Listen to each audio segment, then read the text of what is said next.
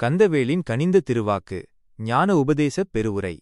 சந்தனவாசம் கமழ மயில் பீலியின் அசைவில் வேல் மின்ன கம்பீரமும் கனிவும் கலந்த குரலில் முருகன் பேசுகிறான். என் அன்பு பிள்ளைகளே, என் உயிரின் உயிரான பக்த கோடிகளே, வாருங்கள், உங்கள் வரவுக்காகத்தான் இந்த ஞானபீடம் காத்திருக்கிறது. இதோ உங்கள் முன்னே உங்கள் சரவணன் நிற்கிறேன். இன்று நான் உன்னிடம் பேசுவது வெறும் வார்த்தைகள் அல்ல. இது உன் ஆன்மாவோடு நான் நிகழ்த்தும் உரையாடல். உன் கண்களில் வழியும் கண்ணீரின் ஈரம் என் பாதங்களில் படுகிறது. உன் இதயத்தின் துடிப்பு முருகா என்று சொல்வதை என் செவிகள் கேட்கின்றன. கலங்காதே மகனே, பயப்படாதே மகளே, உன்னை ஈன்ற தாய்க்கு முன்னால் நீ நிற்கிறாய். 1. சோதனைகளும் என் பார்வையும். பிள்ளைகளே, நீங்கள் கேட்கிறீர்கள், முருகா, நான் என்ன பாவம் செய்தேன்? ஏன் எனக்கு மட்டும் இத்தனை சோதனைகள் என்று. கேள் மகனே, குயவன் மண்பாண்டத்தை நெருப்பில் வாட்டுவது அதைச் சுட்டு பொசுக்க அல்ல, அதை உறுதிப்படுத்த.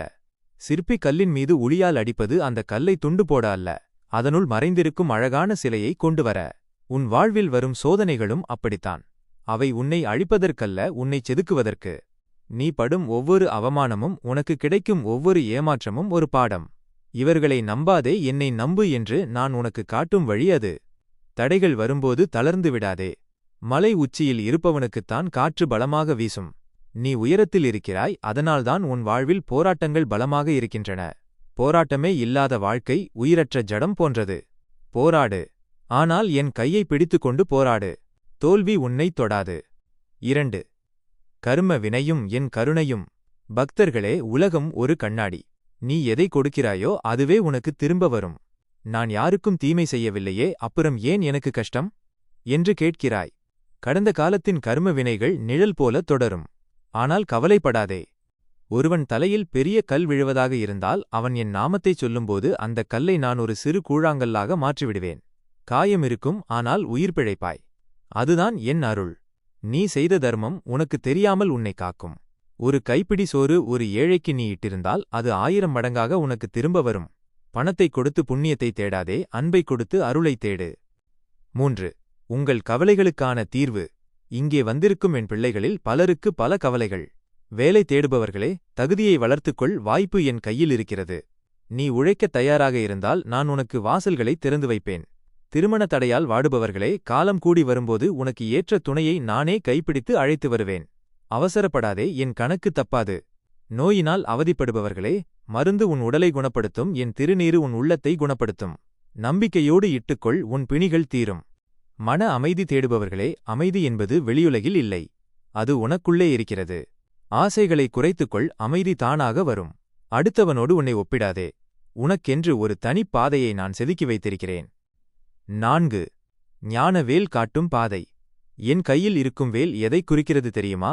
அதன் கீழ்ப்பகுதி ஆழமானது, நடுப்பகுதி அகலமானது, நுனிப்பகுதி கூர்மையானது. அதுதான் ஞானம்.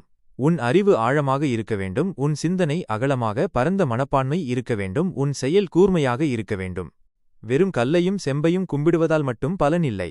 ஏழையின் சிரிப்பில் என்னை பார். பசித்தவனுக்கு உணவிடும்போது நான் அங்கு வருகிறேன். தாயைச் சுமப்பவன் காசிக்குச் செல்ல வேண்டிய அவசியமில்லை. தந்தையை மதிப்பவன் பழனிக்கு வரவேண்டியதில்லை. உன்னை பெற்றவர்கள்தான் உன் முதல் தெய்வங்கள். அவர்களை அழவிட்டுவிட்டு எனக்கு அபிஷேகம் செய்யாதே, அது எனக்கு பிடிக்காது. 5. எதற்கும் அஞ்சாதே. சூரபத்மனை நான் ஏன் வதம் செய்யாமல் சேவலாகவும் மயிலாகவும் மாற்றினேன் தெரியுமா? தீமை அழிந்துவிடக்கூடாது, அது திருந்தி நன்மையாக மாற வேண்டும் என்பதற்காகத்தான். உனக்குள் இருக்கும் தீய எண்ணங்கள், பொறாமை, கோபம் இவற்றை என்னிடம் கொடுத்துவிடு. அவற்றை நான் மயிலாக மாற்றி உனக்கு வாகனமாக ஆக்குகிறேன். பயம் எப்போது வரும்? நீ தனியாக இருக்கிறேன் என்று நினைக்கும்போதுதான் வரும். இனி அந்த நினைவே வேண்டாம். இருட்டில் நடக்கும்போதும் இக்கட்டில் தவிக்கும்போதும் முருகா என்று ஒரு முறை கூப்பிடு. மின்னல் வேகத்தில் உன் முன்னே வந்து நிற்பேன். என் வேல் உனக்கு அரணாக இருக்கும். வாழ்வில் செல்வம் வரும் போகும், பதவி வரும் போகும், ஆனால் உன் பண்பு மட்டும் உன்னோடு இருக்கும். அந்த பண்பை காத்துக்கொள். நேர்மையாக இரு. பொய் சொல்லிப் பிழைக்காதே. பிறர் பொருளுக்கு ஆசைப்படாதே. தர்மத்தின் வழி நின்றால் நான் உன் பின்னால் அல்ல, உனக்கு முன்னால் நடந்து உனக்கு வழிகாட்டுவேன். 6. இறுதியாக என் வாக்கு. மகனே, மகளே, இதோ என் கரங்களை உயர்த்தி உங்களை ஆசீர்வதிக்கிறேன். இன்று முதல் உன் கவலைகள் அனைத்தும் என் பொறுப்பு. நீ செய்ய வேண்டியது ஒன்றே ஒன்றுதான். உன் கடமையைச் செய், பலனை என்னிடம் விடு. கங்கை நீரில் குளித்தால் அழுக்கு போகும், என் அருளில் குளித்தால் உன் பிறவி பிணி போகும். தைரியமாகச் செல்.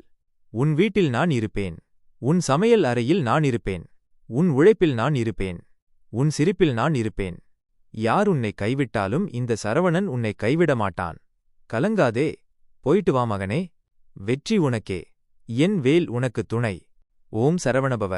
ஓம் சக்திவேல் முருகனுக்கு அரோகரா. இந்த உரையின் சிறப்புகள். 1. நேரடி பேச்சு. இது ஒரு பக்தரிடம் முருகன் நேரில் அமர்ந்து பேசுவது போன்ற சொல் வடிவம். 2. ஆறுதல் மற்றும் நம்பிக்கை. பக்தர்களின் அன்றாட பிரச்சினைகளான வேலை, திருமணம், நோய் ஆகியவற்றுக்கு தீர்வு சொல்கிறது. 3. தத்துவ விளக்கம். வேல் மற்றும் கர்ம வினை பற்றிய ஆழமான கருத்துக்கள் எளிமையாக விளக்கப்பட்டுள்ளன. 4. வாழ்வியல் நெறி. பெற்றோரை மதித்தல் மற்றும் தர்மத்தின் முக்கியத்துவத்தை வலியுறுத்துகிறது. நேரம் ஒதுக்கி இந்த காணொளியை பார்த்தமைக்கு மிக்க நன்றிகள். இந்த பதிவு உங்களுக்கு பிடித்திருந்தால் உங்கள் நண்பர்களுக்கும் தெரியப்படுத்துங்கள்.